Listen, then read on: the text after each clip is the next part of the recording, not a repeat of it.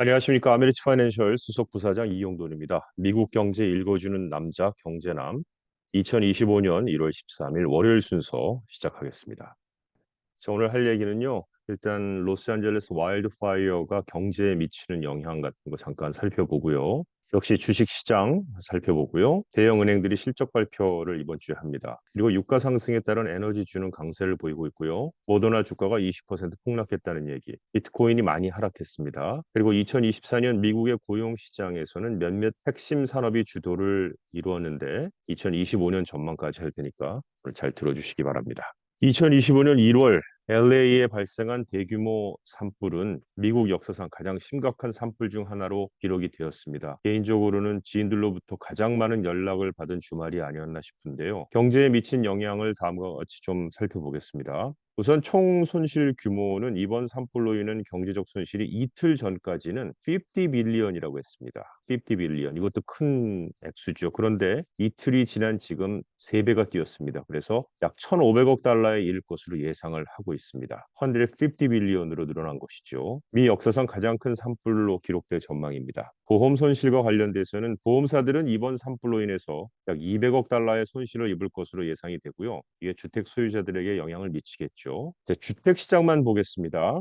산불로 인해서 최소한 9천 채 이상의 주택이 전소가 되었고요. 13,300채가 추가로 위협을 받고 있습니다. 보험료 상승이 이어질 텐데요. 보험사들의 말씀드렸던 손실 증가로 인해서 주택 보험료가 상승할 가능성이 높아졌고요. 이는 주택 소유자들의 재정 부담이 증가할 것으로 예상이 됩니다. 지역 경제에는 어떤 영향이 있을까 보면요. 재건 비용이 첫 번째로 보여지는데요. 주택과 사업체의 재건에는 수년이 소요될 것으로 예상되고 이는 지역 경제에 장기적인 영향을 미칠 수 있습니다. 산업적으로 보면은 산불로 인해서 농업, 관광업 등 지역 산업이 큰 타격을 입었고 지역 경제 성장에 부정적인 영향을 미칠 수 있습니다. 이러한 피해는 LA 지역 경제에 심각한 영향을 미치고 복구와 재건에는 상당한 시간이 소요될 것으로 예상이 됩니다. 자, 오늘 주식 시장은 기술주 중심의 매도세가 이어지면서 하락을 했습니다. 맨 위에 게 이제 S&P 500을 비롯한 주요 지수고 두 번째가 오일 그리고 세 번째가 암호화폐입니다.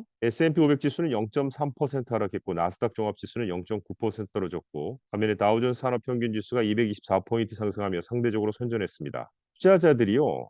캐터필라, 즉 중장비 제조 회사 같은 캐터필라, JP모건, 유나이티드 헬스 같은 기기술주로 눈을 돌리면서 변동성이 나타난 것인데요. 하지만 세 주요 지수 모두 지난 2주 동안 하락세를 기록했습니다. 특히 테크쉐어, 즉 기술주가 손실의 주요 원인으로 지목되고 있습니다. 개인 투자자들 사이에서 인기를 끌던 기술주인 팔란티오하고 엔비디아는 각각 3% 이상 하락하고 지난주부터 이어진 손실을 더욱 확대했습니다. 엔비디아는 지난주 동안 약 6% 하락했고 팔란티어는 11%의 손실을 기록했습니다. 테슬라와 마이크론을 포함한 다른 인기 기술주들도 동반 하락세를 보였는데요. 이런 성장 중심 주식 매도세의 주요 원인 중 하나는 급등한 채권 금리였습니다. 10년 만기 국채 수익률은 월요일에 2023년 11월 이후 최고치를 기록했고 특히 금요일에는 예상보다 강력한 고용보고서 발표 이후에 급등했습니다. 이는 연방준비제도 페드의 금리 인하 가능성에 의구심을 불러일으키는데요. LPL 파이낸셜의 수석기술 전략가인 애담 턴퀴스트는 10년 만기 국채 금리가 5%에 근접할 가능성이 있는 상황에서 금리가 안정되기 전까지 주식시장이 의미 있는 반등을 하기는 어려울 것이라고 분석했습니다. 이어 현재 시장이 약세장으로 진입할 위험은 없지만 단기적으로는 조정 가능성이 있다고 덧붙였습니다. 투자자들은 4분기 실적 발표 시즌의 시작이 시장을 안정시킬 걸 기대하고 있는데요. 이번 주 수요일에는 JP모건 체이스, 골드만삭스, 웰스파르고, 시티그룹이 당 전에 수익 발표를 하고요. 목요일에는 뱅크 오브 아메리카, 모건 스탠리가 역시 장전에 수익 발표를 하게 됩니다. 한편 주식시장은 지난주 손실로 인해서 부진한 출발을 보이고 있고요. 다우와 S&P 500 지수는 지난주 각각 1.9% 하락했고 나스닥 종합지수는 2.3% 떨어졌습니다. 이로써 세 주요 지수 모두 연초부터 하락세를 이어가고 있습니다. 네, 모든 주가가 떨어지는 건 아니죠. 지난 금요일 러시아산 원유에 대한 제재를 확대 발표한 이후에 유가가 상승세를 이어가면서 월요일 에너지 관련 주식들이 일제히 강세를 보였습니다. 오일앤가스 ETF는 2.6% 상승했고 최근 14일 중 13번째 상승세를 기록했습니다. 주요 종목 중에 파워펄트럼은 7% 상승하며 가장 큰 폭의 상승을 기록했고요. PBF 에너지와 CBR 에너지도 각각 4% 이상 상승했습니다. 모더나 주가가 오늘 20% 급락했습니다. 이는 회사가 2025년 매출 전망치를 10억 달러 낮춘 데 따른 결과입니다.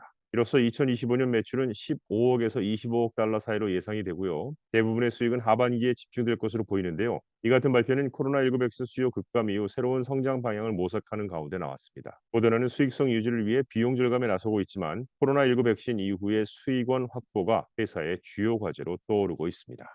오늘 비트코인 가격이 잠시 9만 달러 아래로 떨어지면서 약세를 이어갔습니다. 투자자들이 암호화폐와 기술주와 같은 성장 자산을 계속 매도한 결과입니다. 코인 매트릭스에 따르면 비트코인 가격은 주 초반 2% 하락한 92,567.84달러를 기록했지만 장중 한때는 89,259달러까지 떨어졌습니다. 비트코인은 지난주 대비 9% 하락을 했는데요. 이더리움은 월요일에 7% 하락했고 코인데스크 20 지수로 측정한 암호화폐 시장 전체는 5% 이상 하락했습니다. 또 코인베이스와 마이크로스트레이지 주식은 각각 4%와 3% 하락했습니다. 암호화폐 자산의 하락은 지난주 예상치를 상회한 고용지표 발표로 채권 수익률이 급등한 데서 시작이 된 것이고요. 여기에 도널드 트럼프 대통령 당선인의 관세 계획에 대한 우려가 더해지면서 달러가 강세를 보였고 이는 비트코인과 기타 위험 자산에 압박을 가했습니다. 2025년 초반까지 투자 심리는 낙관적이었는데요. 친암호화폐 성향의 의회와 백악관에 대한 기대가 거시경제 쪽 문제에 대한 우려를 상쇄하는 모습이었습니다. 그러나 지난주 이후 이러한 기대감이 흔들리기 시작했는데요. 투자자들은 올해 1분기 암호화폐 시장의 예상보다 더 큰 변동성을 가져올 수 있다고 경고하고 있습니다. 비트코인은 2024년 한 해 동안 120% 상승했지만 새해 들어서 현재까지는 3% 하락한 상태입니다. 2024년 미국 고용 시장과 2025년 고용 동향에 대한 분석을 좀 보겠습니다. 지난해에 미국의 일자리 창출은 몇 가지 핵심 산업에 의해 주도되었습니다. 가장 큰 성장을 기록한 분야가 헬스케어, 그 뒤를 가버먼트 섹터, 그 뒤를 여가와 호스피탈리티, 컨스트럭션이 뒤를 이었습니다.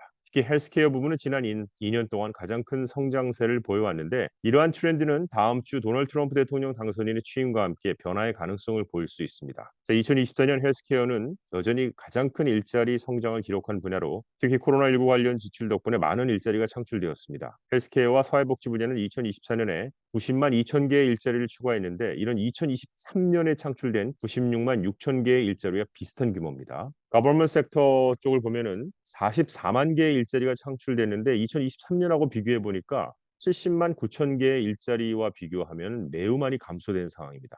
자, 한편 이 헬스케어 분야의 일자리 성장의 일부는 인구 증가와 은퇴자 수의 급증과 관련이 있는데요. 경제정책연구소의 수석 경제학자에 따르면 헬스케어와 사회복지 분야는 수년간 급격히 성장했다면서 이것은 고령화 인구의 영향과 인구 증가에 따른 것이라고 설명했습니다. 자, 이런 것에 변화의 조짐이 보이고 있는데요. 트럼프 대통령이 두 번째 임기에서의 상황이 달라질 수 있다는 겁니다. 특히 대규모 이민자 추방과 외국인 노동자 비자에 대한 논란이 일어난다면 헬스케어 분야에 부정적인 영향을 미칠 수 있다는 겁니다. 2021년 기준으로 이민자는 헬스케어 노동자의 약 18%를 차지하고 있는데요. 이미 높은 수요가 있는 상태에서 대규모 추방이 일어난다면 해당 분야에서 제공할 수 있는 서비스비의 비용이 발생할 것이라며 이로 인해 노동자 부족이 발생하고 고용주들이 경쟁을 벌여 임금 상승을 유도할 수 있어서 이는 물가 상승으로 이어질 수 있다고 경고했습니다. 가버먼트 섹터 쪽입니다. 역시 지난 2년 동안 빠르게 성장한 분야 중 하나였는데 주정부에서 많은 성장이 발생했습니다. 그러나 트럼프 행정부는 정부 효율성 부서를 통해서 정부 지출을 줄이려고 할 가능성이 있어서 이에 따라 정부 부문 일자리가 축소될 수 있다는 겁니다.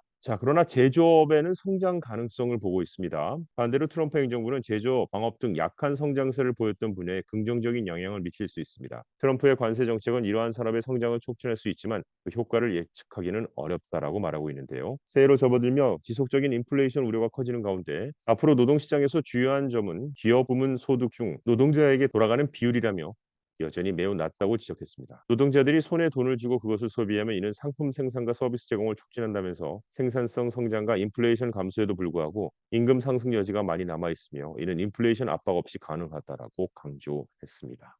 이상 경제 읽어주는 남자를 마칩니다. 좋은 한 주 되십시오. 고맙습니다.